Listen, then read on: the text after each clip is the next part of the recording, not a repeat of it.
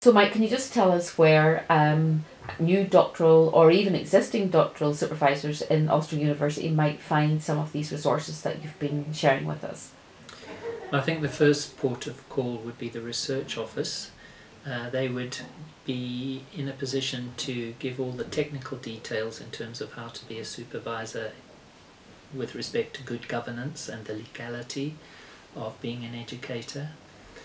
Beyond that, I think we need to continually reinforce the notion that research is about collegiality. You can't do this in isolation. You have to be interacting with other people.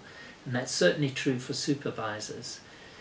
Interacting with near peers, people who specialize or who are slightly different in their research focus, is going to be very instructive in terms of how to go about the business of being an effective supervisor. Beyond that, Ulster's new blended learning program for research supervisors is something to pay attention to. That's something you can do remotely at home in your own time. You can interact with the material, switch it on and off according to whatever time you have.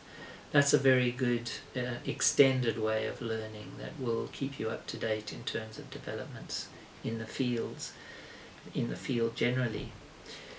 There's a great deal to be said in terms of the researcher development program, which is where your supervisees, the researchers themselves, are going to go to get further assistance and interaction in learning how to express themselves clearly, to communicate effectively, to make sure that their research is sustainable in terms of how they market it once they leave the university.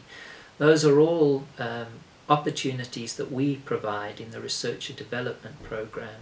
The doctoral innovation program focuses specifically on project management. Those are all good opportunities that are going to pay back in a remarkable way, I would say, to supervisors, because they're going to instill in supervisees the central importance of how they plan and go about their work.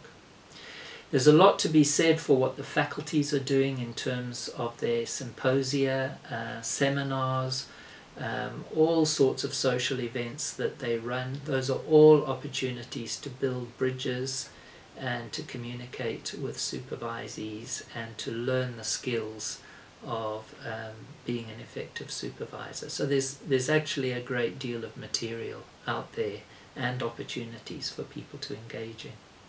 Thank you.